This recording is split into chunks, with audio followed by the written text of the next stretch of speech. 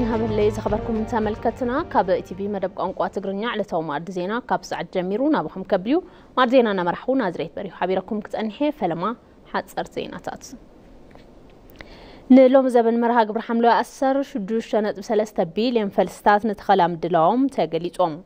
نلوم زبن هاقر لخا مرها قبر حملو أسر شدوش شنط بسلسة بيليون فلستات مدلوم نيسر حرشاف ليتهم أبي متى أخرمتي شدوش شنط بحموش بيليون فلستات مسكال متلامون تمنيستر قليت لهم لوم زبن كابتت خلو فلستات وشتي سوساميتا وزخونو فلستات فرافرة نقلب انسازو علون عقب حمد ماين قدا زلو من تخونو 400 وزخونو دمات عنتولو تأير نمكل خل زي حقزو تصاوتات دن مخانوم تحبيرويم بفلفل حساب قدما منيستر دكتور أبي أحمد استجمر مرها قبر حملو أسر كساب حزي لعلي سالسان كلتن نتبحموش تبيلين فلستات تتخيلهم يوم أبقى قتل 3 عامتات لما 10 نتبحموش تبيلين فلستات بمتكال 5 بليون فلستات أبقى شومون عامتات نمتكال تلميذ تتحيزو لهم كساب حزين استدخلوا فلستات بستقبر اختتلن كنكنن متأن متداقتهم فلستات لعلى 900 ومبزحو تامل أخيت يوم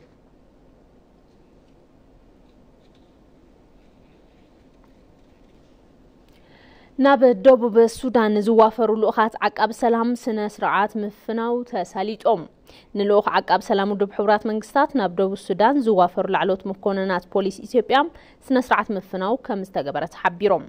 كوميشنر جنرال بوليس فيدرال إثيوبيا دملاش قبر مكايل سراويت بوليس إثيوبيا بسنة مقبارن وتهدروا عقمون أبا علم لختكالات تدلين تمرت نيلهم تم مكوننات بوليس على سنة سرعة بوليس وميان كريو 5 قبا مقلاتهم دما كاب بوليس فيدرال إثيوبيا ترخب حبريتا يرد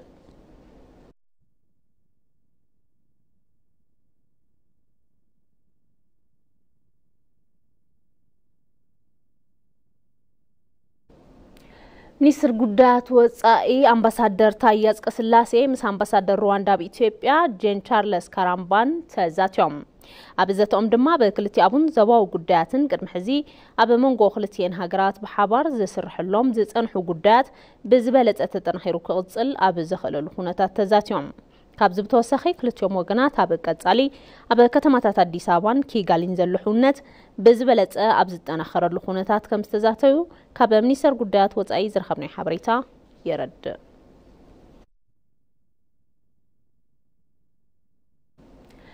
بارتي بلتقنا جنفر أوروميا كللاو كونفرنس يسالت ألوم إتا كونفرنس قال بتقبارنا معبال إثيوبيا بزبل مري حسابيو زكايد زلوم أبت مدرخ حلاف بيت فات بارت بلتقنا جنفر أوروميا فقادو تسمى رسم محدار تخلل شملس أبديسان كالوت لعلوت أمرار حان أبالات بارت بلتقنا تاريخيبوم يوم كساب حزلو قعزون قد سألت أنفتاتن إتو بارتيز أمتا مليختي أبت مدرخ كم محلال في زبل تثبيت اللوم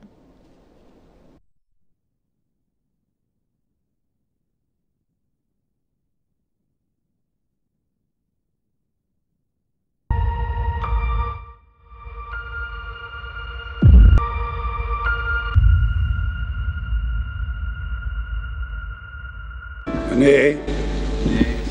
دكتور أبي أحمد قلنا سرعة المسارات وبارك إسرائيل لما فصم قال قبر له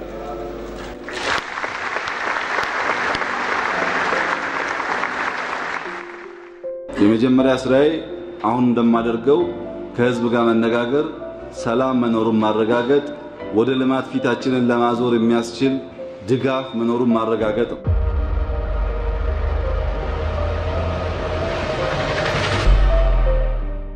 አሁን አጀንዳችን ሰላም ሰላም ሰላም ነው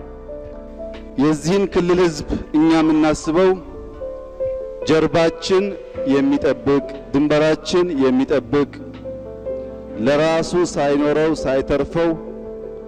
ለማዕከላዊ መንግስት ያካፈለ ከህዝቦቹ ጋር የሚኖር ሀገሩን የሚወድ ባንዲራውን የሚወድ ህገ መንግስቱን የሚወድ ህዝብ እንደሆነ ነው የምናውቀው ክብራት ተጋደልቲን ስድራ ስዋዕትን ዝተከበርኩም ነበርት ከተማ መቀለ የትግራይ እናቶች እንደ ልጃቸው አቅፈው ቡና ከሰጡኝ በኋላ ቀምሼ ጦም ቡን ካላልኩ እንኳ በምዕራብ ደግሞ እያፈሉ በሚያስደንቅ ፍቅር ቋንቋቸውን፣ ባህላቸውን፣ ማንነታቸውን አስተማሩኝ። የእናንተ ክብር ፍቅራችሁ ብቻ ነው። እልህ አያስፈልግ፣ በወሬ መበሳጨት አያስፈልግም። እንደ ድሯችሁ ፍቅር ከሰጣችሁ እንኳን ኢትዮጵያዊ ማንንም በእናንተ ማንነት ሊማረክ ይችላል። እኔ አውቀዋለሁ እሱ።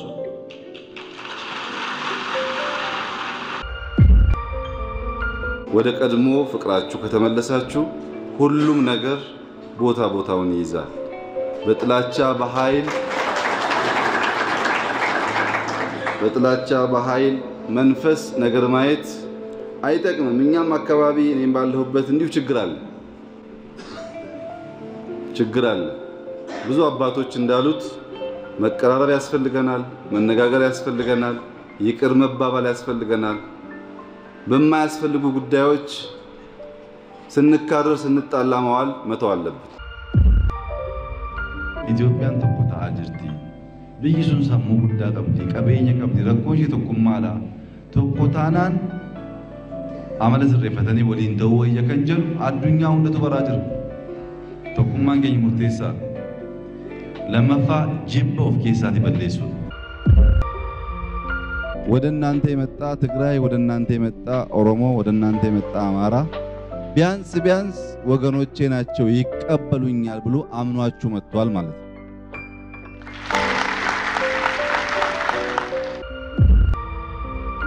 በሁሉም ክልሎች ጥያቄ ይነሳል።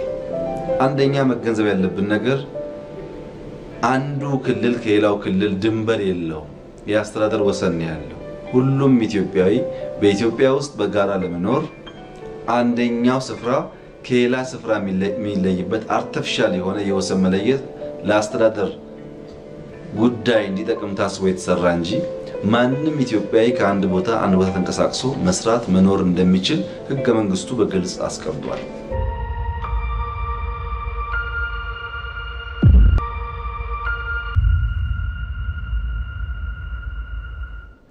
ማድ ዜና ነቀጸለ ይሕዝ ድማ በዝርዝር ናብ ንሪኦም ጉዳያት ሓሊፍና ሓድነትና ብምጥንኻር ሃገርና ክንሕሉ ይግባእ ክብሉ ኣቦታት ሃይማኖት ተዛሪቦም ምምሕዳር ከተማ አዲስ አበባ ጾም 40 ጾም ረመዳን ነመልኪቱ ኣብ ዝኽሪ ዓወት ዓድዋ መርሃ ግብሪ እንግዶት ድራር ኣሳሊጡሎም ንጸብጻብ ዓሊ ደደፎ ጌታቸው አለሙ ምምሕዳር ከተማ አዲስ አበባ ብምኽንያት ጾም 40 ጾም ረመዳንን ኣብ ዝኽሪ ሙዚየም ዓድዋ እንግዶት ድራር ኣሳሊጡ ከንቲባ ምምሕዳር ከተማ አዲስ አበባ ወይዘሮ አዳነች አቤቤ ኢትዮጵያውያን ዝተፈላልዩ እምነታት ዘስዕቡ ተኾኑኳም በሓድነትን ፍቅርን ተሰማሚዖም ዝነብሩ ህዝብዮም ኢለን አብሮነትን ለመናገርና ለመስበክ ለኢትዮጵያውያን ያስፈልጋል ብያላምንም ብዛዕባ ሓባራውነት ንኢትዮጵያውያን ምዝራብን ምስባኽ የድልዩ ኢለ ኣይኣምንን ዝነበርናሉ ስለዝኾነ ምምዕባል ምሕብሓብ ምህላው እዩ ዘሌና بفلاي دما ازوم عبيت ጾም ወርሓት ናብ ሓደ ዘምጾምን ዘራኸቦምን ፈጣሪ እዩ ንሱ ሓደ ዝገበሮም ንሕና ድማ በሓንሳብ ኮይናና መስገና እንኩ ዓብጽሐኩም እንኩ ዓብጽሐና እንትንበሃል ሰብ ጥራይ ዘይኾነስ ፈጣሪውን ይሕጎሰሉ እዩ ኢልና ስለናኣምን እዩ ከም ዝፍለጥ ሁሉም አብያተ እምነት ዝኾነ ዓይነት አፈላላይ ብዘይብሉ ኹነታት ብዛዕባ ሰላም ብዛዕባ ፍቅሪ ብዛዕባ ሓባራውነት ብዛዕባ ሓድነት ይሰብኹ እዮም ይዛረቡ ይምሩውን ነዚ ድማ ብተግባር ክንትግብሮውን የሌና እዩ ኣብቲ እንግዶት ድራር ዝተሳተፉ ኣቦታት ሃይማኖት ኢትዮጵያውያን በሓባር ደው ብምባል ሃገርና ክንሕሉ ይግባእ ኢሎም በመጀመሪያ እግዚአብሔር ሲፈጥረን የሰው ልጆችን ሲፈጥር በአርአያ በምሳሌ ፈጥሮናል በመጀመሪያ እግዚአብሔርን ድቅ ሰባትን ተፈጥር በአርአዩን በአምሳሉን ፈጥሩና እዩ ናብዚ ዓለም ንኽንመጽውን ገይሩና እዩ ሓንቲ መሬት ውን ሂቡና እዩ ዘላትና መሬት ሓንቲያ ንሳውን ሃገርና እያ ኢትዮጵያ ትበሃል ኣብዛ ሃገር እዚኣ ኣፈላላይ እንተሃለውና ውን ተኻኢልና ሓደ ዝገብሩና ድማ ብዙሓት ነገራት ስለዝኾኑ ብሓድነት ብሕብረት ና ሃገርና ብምልማዕ ሰላምና ብምሕላው በሓባር ወቂብና ኣሕዋትን ኣሓትን ኮይንና ክንነብር ኢና አንድነታችን አጣንክረን ሀገራችን የጋራ ሀገራችን እንድንጠብቅ ሓድነትና አጠናኺርና ናይ ሓባር ሃገርና ንክንሕሉ ናይ ሓባር ሰላምና ንክንሕሉ ናይ ሓባር ፍቅርና ንክነማዕብል ሕብረትና ካብ ቀደም ብዝበለጸ ንክነጠናኽርን ኣብ ሃገርና ሓልሓሊፎም ዘጋጥሙ ጸገማትን ሓልሓሊፎም ዘጋጥሙ ውግኣትን ንኣሕዋትና አላህ አተዓሪቁ አላህ ይቅረይልና ንሶም ተዓሪቆም ንሕና እውን ኩላትና ናብ ሰላም ናብ ልምዓት ናብ ሓድነት ናብ ፍቅርን ርጋዕታን ንክንመጽእ ዝገበረና አላህ ደጊሙ ደጋጊሙ ምስጋና ይግብኦ ንምባል እደሊ ከህፃን እስከ አዋቂ ጀምሮ ካብ ህፃን ክሳብ ዓበይቲ ጀሚርና ንሰላም ንፍቅሪ ንክንጽሊ እናዓደምኩ በዚ ድማ አምላኽና ፈጣሪና ሰላም ንኸውርደልና እልምን የአንድ አገር ህዝቦች ነን የእምነት ልዩነት የቋንቋ ልዩነት ህዝብታት ሓንቲ ሃገሪና አፈላላይ እምነት አፈላላይ ቋንቋ አፈላላይ ብሔር ካልኦትውን አፈላላያት ይህልውና እዮም ግን ኣብ ሓንቲ ሃገር ዘለና ስለዝኾና ንትምኒተይን ንጸሎተይን ኩሉ ግዜ ብውልቀይውን ሓዊሱ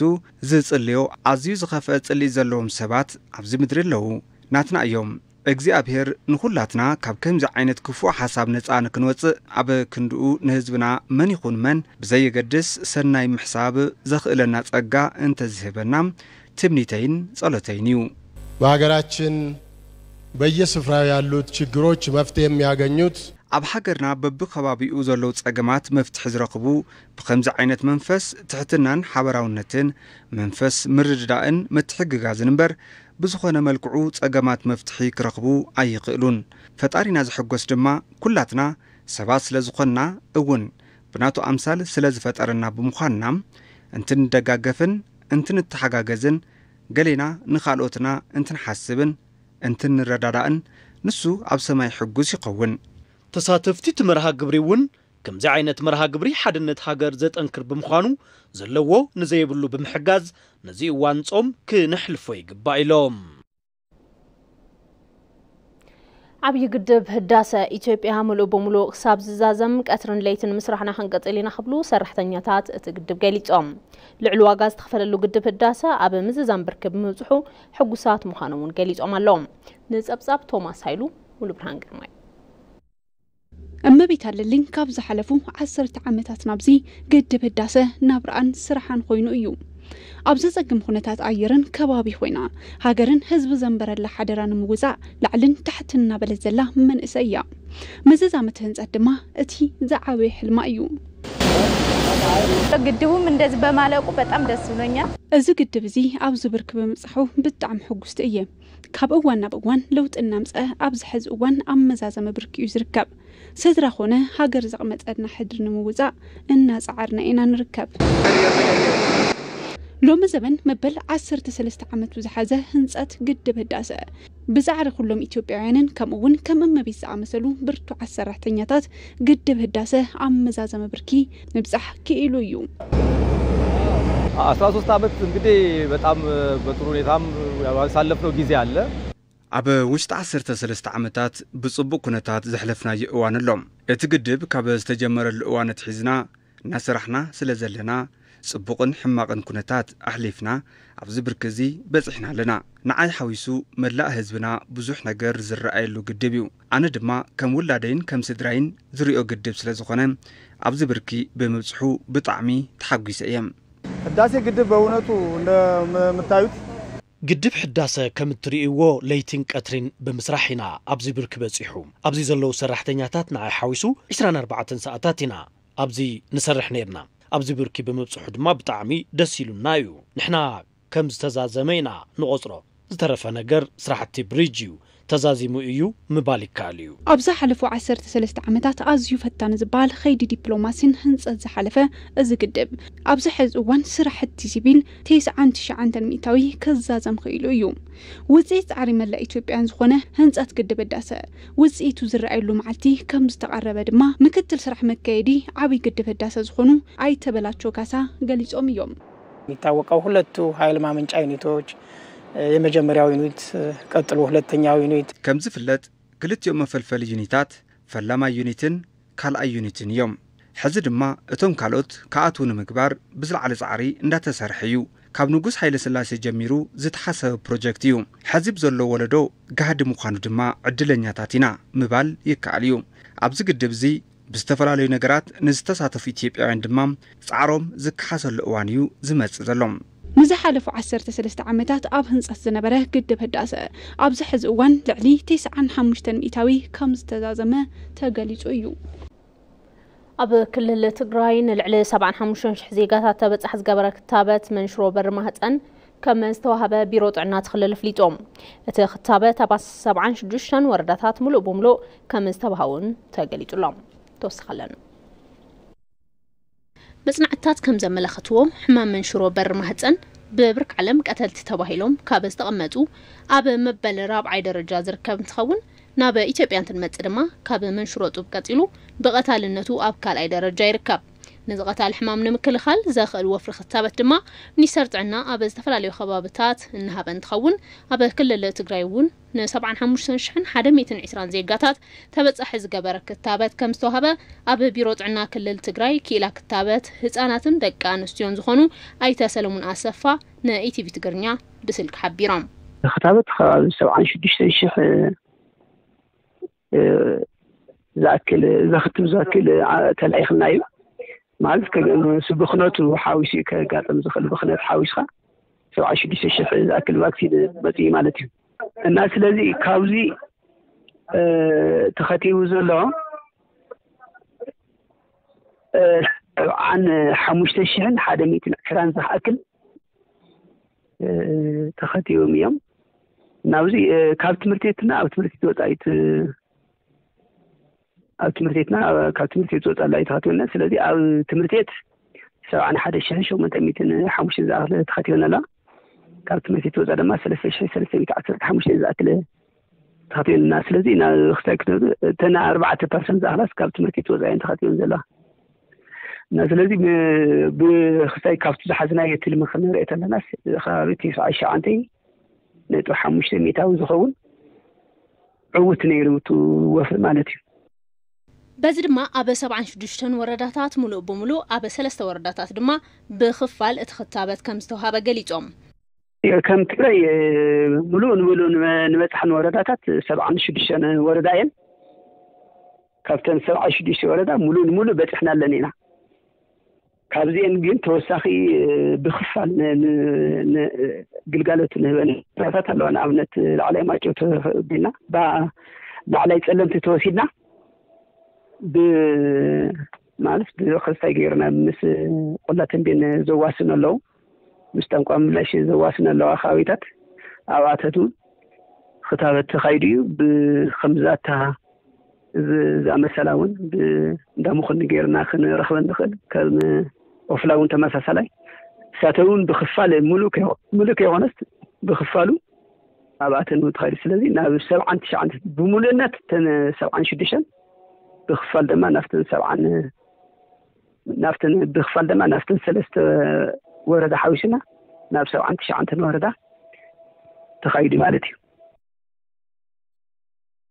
ኣብ ኢትዮጵያ ከባቢ 7,445 ዝኾና ደቂ ኣንስትዮ በዚ ሕማም ከም ዝተጠቕዓን እተን 5,300 ድማ ህይወተን ክሓልፍ ምኻሉን ኣብ 2020 ቁጥጥር ኣውሮፓውያን ብዝተገበረ መጽናዕቲ ተረጋጊጹ እዩ ዝበሉ ኣይተ ሰለሙን ደቂ ኣንስትዮ ቅድም ኢለን ክታበት ብምውሳድን በብግዚኡ ድማ ምርመራ ንኽገብራን ይምዕዱ 20 ከም ኣቆጻጽራ ፈረንጂት ሕማም እዚ ከመይ ይመስል ዝብል ጽንዓቱን ተኻይዱ ነይሩ እዚ ከባቢ 640,000 ዝኾነ ደቂ ኣንስትዮ በዚ ሕማም እዚ ይጥቃዕ ማለት እዩ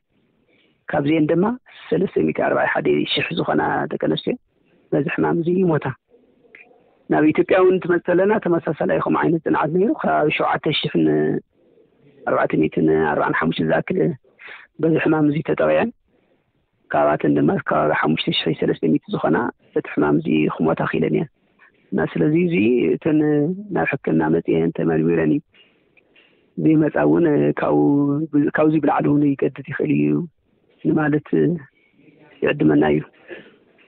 እና ስለዚ እዚ ዝኣክል ብጣዕሚ ከቢድ እዩ ብምንታይ ንከላኸሎ ዝብል እዩ ኣሎ ስለዚ ክንከላኸሎ ተኾይና ቅድሚ ፆታዊ ርክብ ፍጻማታ ጓል ኣንስተይቲ ማለት ኣባፅሕ እናሃሎ እዩ ካብ 9 እስካብ 14 ዓመት ማለት በጣም ርክብ ክፍጽሙ ይችላልና ስለዚህ ኣብ ዝዕድመ ዝናለይ ትናይ ኣፍደገ ማህፀን መንሽሮ ወይ ካንሰር ختابت مختابي مالتي እዚ ختابت እዚ ከተበሎ ካው ተሓሊፉ ግን ኣብ ሕክምና ኸይድኻ ምርመራ ናገርኻ ምርግጋጽ ይካልዩ ብሽል ሸርሒ ወይ ካብ ብዓመቱ ናኸዱ ምርመራ ይገራ ኣለው እንደ ይብለኒ ፈልጣ ካው ትዘድሊ ብባዕል ሞያ ትናይ ግልጋሎት ይረኽባ ምሊና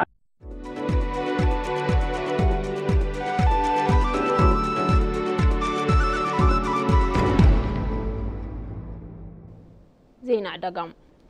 كوبانيا انفورميشن تكنولوجي هواوي عودة فاينانس بديجيتال محجز على مدرخ يسالت علوم إذا كوبانيا بإثيوبيا كابز حلفو معالتات جميرو مرها قبل ديجيتال سمون إنك كايدة زنحيهم تلميع إسرائيل حمشن ديجيتال ترانسفورميشن إثيوبيا قاعدة نمكبر إلون عودة فاينانس بتكنولوجي محجز إذا ديجيتال سمون مهال خناتات زفتر كم زخونة حبيرهم تمدرخ سرعة ديجيتال فاينانس زمنا نكونن دحنناتو زتحلو قلقالوت فاينانس نخلو زحقزن كم زخونة تقليتهم تمدرخ كابز بتوساخي حوافن زلق الناس اللي سرعة فاينانس نمفتارن هابز قبرو تعرطات قنزابة خمز فتر حبيرهم كوبانيا انفورميشن تكنولوجي هواوي زي سنادو مدرخ تكالات فاينانس عام تبتحنات ممدنفع قللت من قدتات كفليت بمعباي حوافن قلت انزخونة سرعة فاينانس مهنات عزوز قدا خمز اللوهم تقليتهم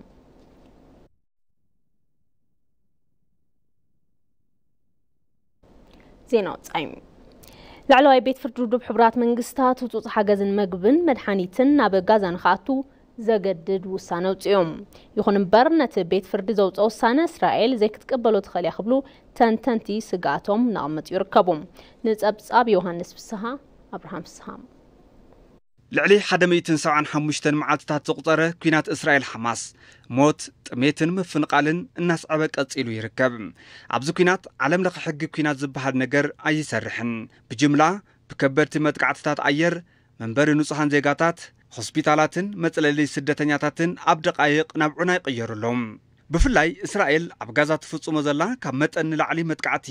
كسب حزي علم كابزة أنا قررتهم سواء قلولاو زودا دوريلن النتبه يركب إسرائيل عبجازات تفص مزلمة كعتي بمحبر سب علم بسفحوا ولا أنت تخوننم بمرحته عبيلو زرب جنا اتمت كعتي معسكر تجميرو زبلي مثل العلفرق نبرتي جازام أبى استعقبلو كبابي رافا إسرائيل بقرنيا سراوي تابيلا متكعتي كتجمر مقانا النافلة تركب إذا متكعتي قاعد يسخون انتقينو علم كابزت أنا قررتهم سواء قلولاوات اتزجدد كوينو عب تاريخ زمزجب كم زخون استفلاليو تكالات سبعو حجز النات انققو يركبون ازي كم زلو كوينو نهتكوينات صعيبو عب غازا يبتصح زلو سبعو قلولاو كرقاقاقن زي تقدبه علتاو حجز رديئت مكاعتون بيت فردي حبرات منقستات تزاز اوتيلهم اسرائيل عب غازا كفتر زغيل تميت عب قمت بمتاو مقبن مرحانيتن ناب غازا نكاعتو كتفكد كم زقبا اتبيت فردي عزيز اللهم اتبيت فردي زوطو وسانم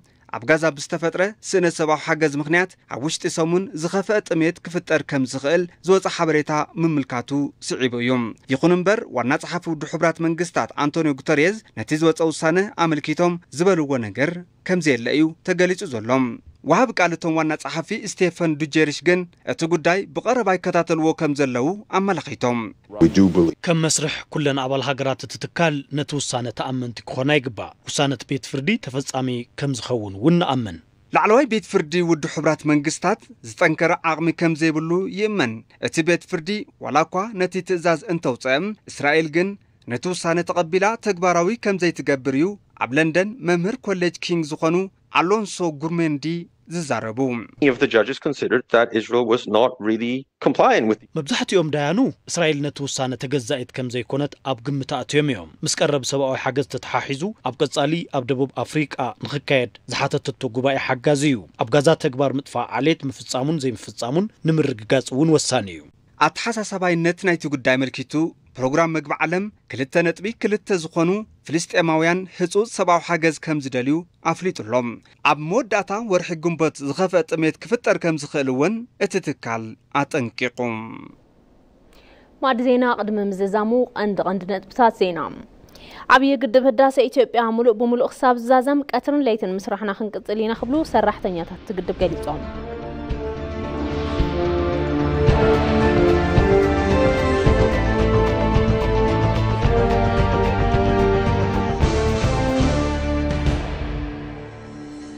نلوم زبن مرها قبر حملو أثر شدوشنا ب3 بليون فلسطات نتخلام دلوم تقليتهم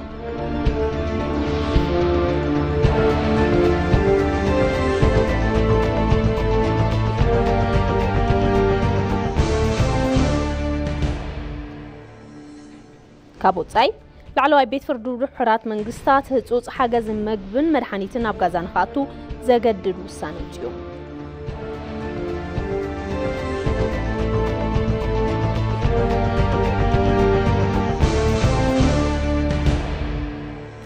لتو ماد زينات استقطاتلكم مونيرون اسلام كتالكم يمسكن ماد زينانا مرحبو نازريت بريهو حبيركم تصنيحه دحر حدت رايق دما مسارحتنا فصوم كاسا صبصابا سبورت حيزو كصبيكم ينخكتاتلو عدي مسناي غزي